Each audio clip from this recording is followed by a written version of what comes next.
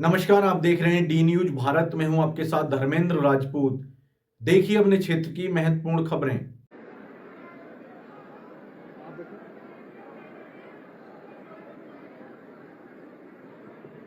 बुलंदशहर के प्रबुद्ध जनों के साथ आज के संवाद के कार्यक्रम में मंच पर उपस्थित भारतीय जनता पार्टी के क्षेत्रीय अध्यक्ष श्री सत्येंद्र सिसोदिया जी, जिला के अध्यक्ष श्री विकास चौहान जी, लोकप्रिय सांसद और तीसरी बार भारतीय जनता पार्टी के प्रत्याशी डॉक्टर भोला सिंह जी, हमारे सभी विधायकगण श्री देवेंद्र सिंह लोधी जी, श्री प्रदीप चौधरी जी, श्री संजय शर्मा जी, श्री चंद्रपाल सिंह जी, श्री अनिल शर्मा जी, जिला पंचायत अध्यक्ष डॉक्टर अंतुल देवतिया जी, लोकसभा के प्रभारी और विधान परिषद सदस्य श्री जयपाल सिंह व्यस्त जी,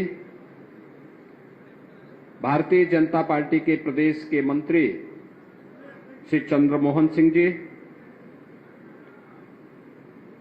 लोकसभा के सहसंयोजक हिमांशु मित्तल जी, योगेंद्र चौधरी जी, राष्ट्रीय लोक दल के अध्यक्ष श्री पंकज प्रधान जी, हमारे नगर पालिका परिषद और नगर पालिकाओं के सभी अध्यक्षगण, समाज का नेतृत्व वर्ग जो प्रबुद्ध जन के रूप में यहां पर उपस्थित हुआ है, ऐसे हमारे सभी यहां पे उपस्थित संतजन, अधिवक्ता, चिकित्सक, शिक्षक, व्यापार मंडल और अलग अलग तबके से जुड़े हुए उपस्थित सभी हमारे प्रबुद्ध जन, उपस्थित बहनों और भाइयों, आज के इस प्रबुद्ध जन सम्मेलन में मैं आपका हृदय से स्वागत करता हूं, अभिनंदन करता हूं।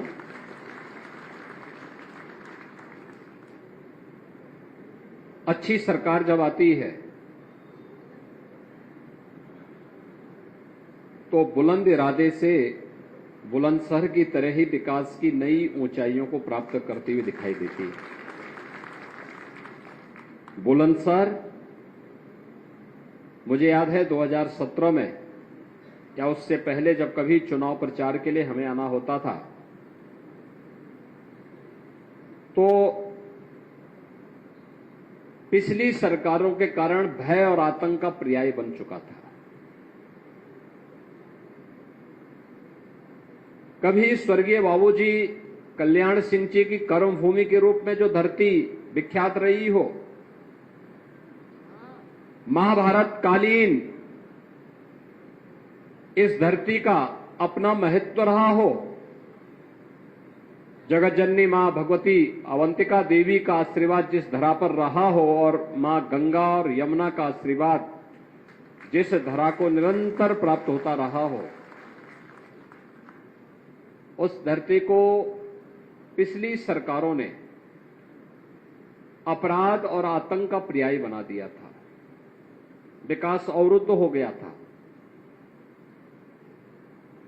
पहचान का एक संकट था। उस प्रकार की स्थितियां जब आई थी वह भी एक वोट के कारण हुआ था। गलत हाथों में जब वोट जाता है तो ऐसी अराजकता फैलती है, गुंडागिर्दी फैलती है, भ्रष्टाचार पनपता है, विकास अवरुद्ध होता है। लेकिन जब उसी लोकतांत्रिक अधिकार का आपने सही इस्तेमाल किया और अपना वोट सही जगह दिया तो मोदी जी के नेतृत्व में नए भारत का दर्शन हम सब कर रहे हैं। उत्तर प्रदेश में व्यापक परिवर्तन देखने को मिला है। आज अराजकता नहीं है, एक वोट अराजकता भी ला सकता है, गलत हाथों में जाएगा। एक वोट सही हाथों में जाएगा तो वह आपको आपकी आस्था का सम्मान भी करा देगा। बहनों और भाइयों, मैं कई वर्षों से प्रदेश के अंदर होली के कार्यक्रमों के साथ बहुत नजदीक से जुड़ के देखता था। कोई पर्व और त्योहार आता है, मुझे बहुत अच्छा लगता उस समय। इसलिए लगता है क्योंकि ये केवल आयोजन नहीं है, ये हमारी धरोहर भी है, हमारी पौराणिक पहचान को भी प्रदर्शित करते हैं। ये पर्व और त्योहार हमारी विरासत के हिस्से हैं, हमारी पूर्वजों की धरोहर, जिन्होंने उस कालखंड में समाज जीवन को प्रभावित करने वाली किसी विशिष्ट घटना को पर्व और त्योहार के माध्यम से उन्होंने जोड़ने का कार्य किया था। तो होली हो, दीपावली हो, विजयादशमी हो, रक्षाबंधन हो, जन्माष्टमी, शिवरात्रि, रामनवमी, इन सभी कार्यक्रमों को लिए मैं बहुत पहले से ही बहुत इनके प्रति मेरा आग्रह रहा है। ये कार्यक्रम धूमधाम के साथ होने चाहिए, पूरे समाज को जोड़ करके इन आयोजनों के साथ भागीदार बनना चाहिए। होली के आयोजन को भी इसी नजदीकी से हम देखते थे, लेकिन मैं अक्सर इस बात को देखता था कि हमारे पूर्वी उत्तर प्रदेश में गाना गाया जाता था, होली खेले रघुवीरा अवध में होली खेले। लेकिन गाना लोग गाते थे, गांव गांव में गाते थे, होली की मंडली गांव गांव में घूमती थी, यही गाना गाती थी। लेकिन दुख होता था कि गांव गांव में लोग गा तो रहे हैं, लेकिन अयोध्या में जहां आप राम लला के होली खेलने की बात कर रहे हैं, वहां तो राम लला है ही नहीं, वे स्वयं गायब रहते थे। और पहली बार आपने देखा होगा 500 वर्षों में हमारी पीढ़ी कितनी सौभाग्यशाली है, हमने अयोध्या में रामलला को होली खोलते हुए देखा है।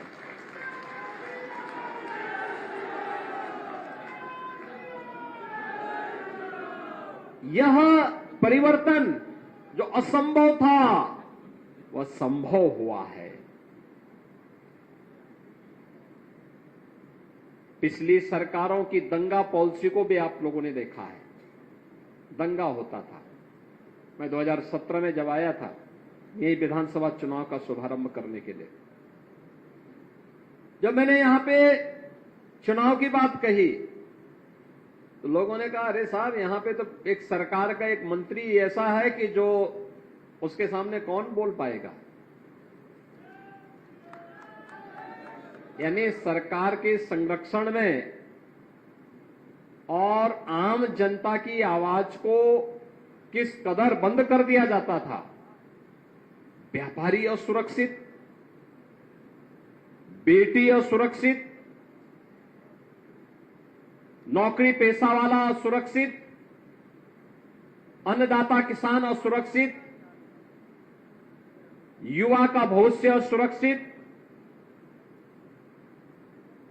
सुरक्षित था तो केवल गुंडे थे या कुछ चंद परिवार थे, और आज जो गुंडे पहले सुरक्षित थे आज वे असुरक्षित हुए हैं, और जनता जनार्दन, बेटी हो व्यापारी हो, जनता जनार्दन सुरक्षित महसूस कर रहा है। एक वोट की कीमत है, एक वोट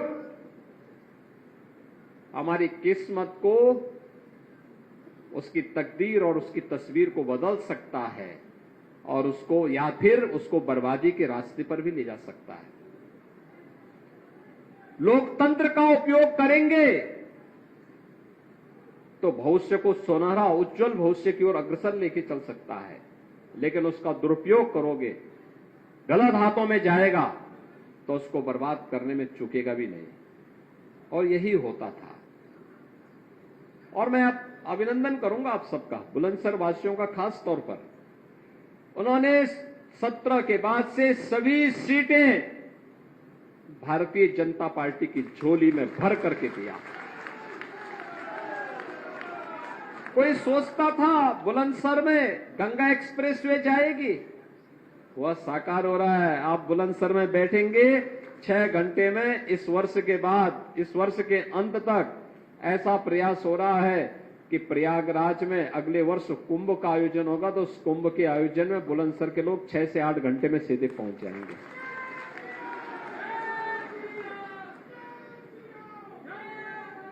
बुलंदशहर में मेडिकल कॉलेज की स्थापना होगी, ये कोई सोचता था?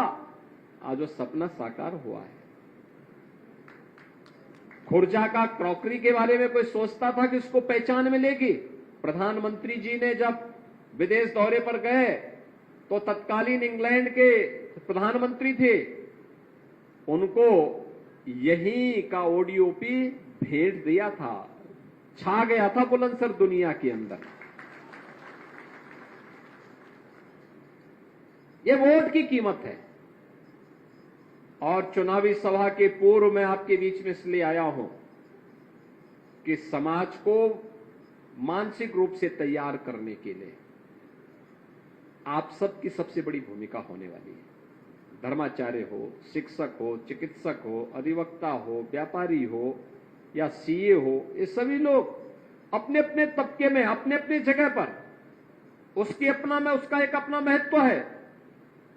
धार्मिक संगठनों से जुड़े हुए लोग हों, जो भी हों, वे सभी लोग अगर अपने तरीके से कार्य करना प्रारंभ कर देंगे और बोलेंगे कि नहीं, हर हाल में हमें जातिवाद नहीं चाहिए, हमें तो राष्ट्रवाद चाहिए, हमें परिवारवाद नहीं चाहिए, हमें तो सबका साथ और सबके विकास के भाव के साथ कार्य करने वाले लोग चाहिए। आखिर सरकारें पहले भी थी। 1947 से 2014 तक इस देश ने सरकारों को देखा है, अनेक सरकारों को देखा है। मोदी जी के आने के पहले 15 सरकारें आ चुकी थी।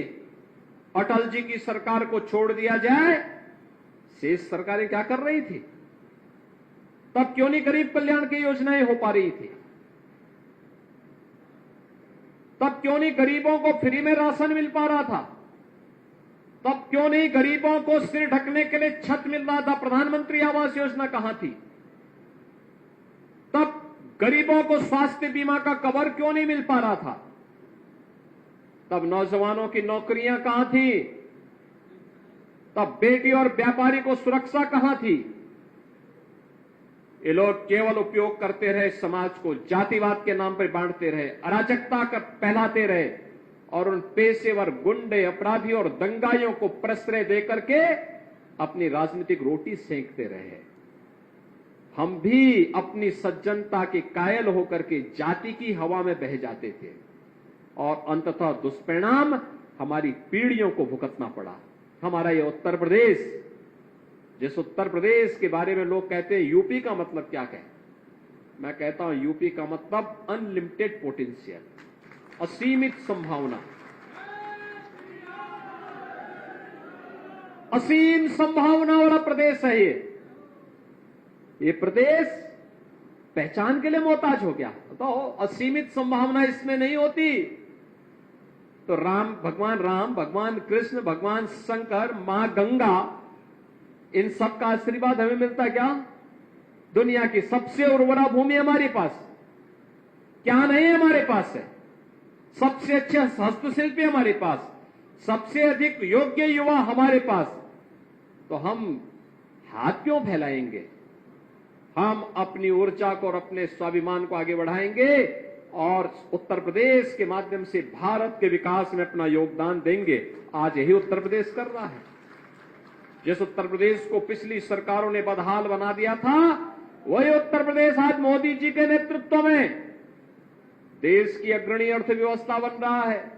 जिस उत्तर प्रदेश में कोई निवेश नहीं करना चाहता था, मैं देख रहा था अभी प्रधानमंत्री जी ने 10.5 लाख करोड़ रुपए के निवेश के प्रस्ताव को जमीनी धरातल पर उतारा है और लगभग 40,000 करोड़ रुपए का अकेले बुलंदशहर में आया है। बहनों और भाइयों, ये जो निवेश के प्रस्ताव हैं, लाखों नौजवानों के लिए नौकरी के प्रस्ताव हैं। लाखों नौजवान नौकरी और रोजगार पाएगा। विकास के कार्य इसके साथ चलेंगे और इसीलिए मैं आपका आह्वान करने के लिए आया हूं कि लोगों को मानसिक रूप से तैयार करने के लिए। मैं जानता हूं डॉक्टर भोला सिंह को कोई समस्या नहीं चुनाव जीतने में, आपका आशीर्वाद उसके साथ रहे। आपने 2014 में उन्हें रिकॉर्ड वोटों से चुनाव जिता के भेजा। 2019 में भी आपने उन्हें रिकॉर्ड वोटों से चुनाव जिता करके भेजा, और अब अपेक्षा होगी जब पूरा देश एक आवाज में कह रहा है, एक आवाज पूरे देश के अंदर चले कि फिर एक बार मोदी सरकार। क्या आवाज आ रही है?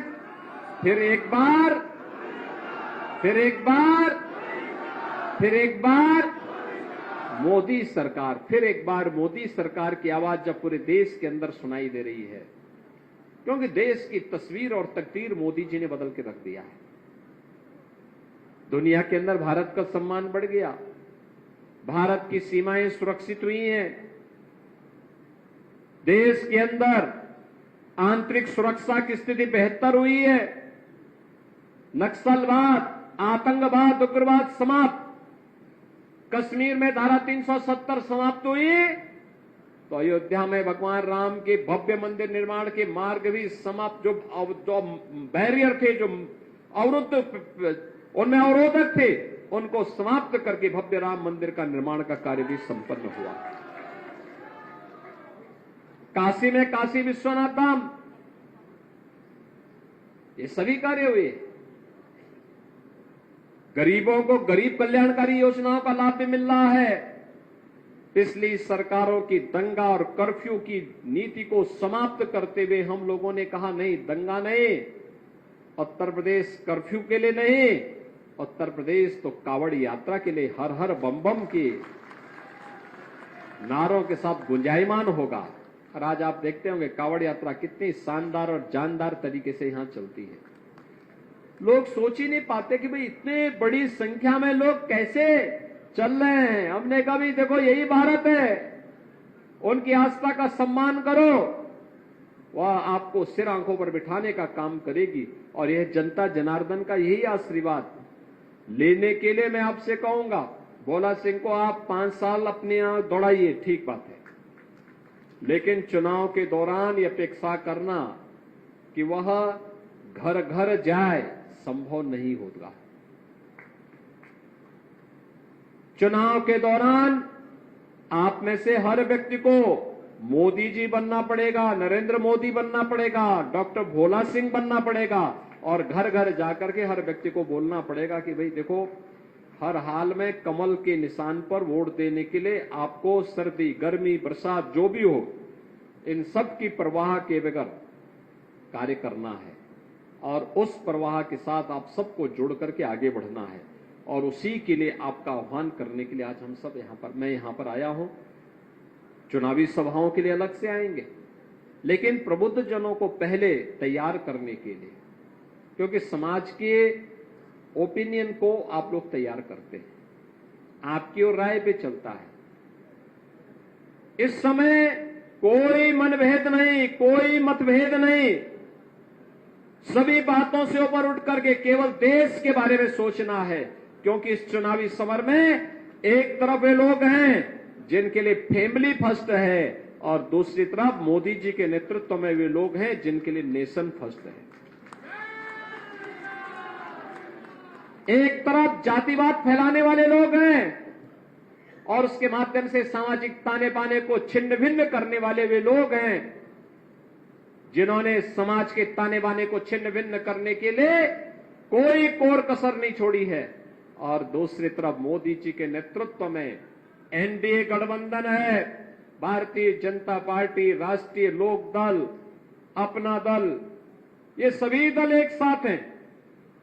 राष्ट्रीय स्तर पर बड़ा अलायंस एनडीए के पास भी है, जो एक साथ सबका साथ और सबके विकास के लिए सोचता है। पूरे देश के अंदर मोदी जी के लिए कोई परिवार नहीं, मोदी जी के लिए 140 करोड़ का भारत ही अपना परिवार है। इस भाव के साथ उनके द्वारा कार्य किया जा रहा है, और इसीलिए आज के इस अवसर पर मैं आपका आह्वान करने के लिए आया हूं कि जब ये आवाज पूरे देश के अंदर गूंज रही, तो देश की आवाज के साथ बुलंदशहर की आवाज भी बुलंद होनी चाहिए। सहमत हैं? सभी लोग सहमत हैं? पिछला रिकॉर्ड टूटेगा, सभी रिकॉर्ड टूटेगा। क्यों? हमारे विधायकगण सहमत है ना? रिकॉर्ड टूटेगा ना? तो रिकॉर्ड तोड़ने के लिए ही मैं आपके बीच आया हूं, कि रिकॉर्ड तोड़ने के लिए हम लोग देखेंगे बुलंदशहर के उसको, और इसीलिए अभी से घर घर जाना है, मतदान के लिए लोगों को तैयार करना है, और मोदी जी को उत्तर प्रदेश की ओर से 80 मनकों की जो माला पहनाई जानी है, उनमें बुलंदशहर अपनी पूरी बुलंदी के साथ आगे बढ़ सके, इसके लिए आप सभी प्रबुद्ध जनों का आह्वान करते हुए मैं देता हूं अपनी वाणी को विराम। जय जय श्री राम।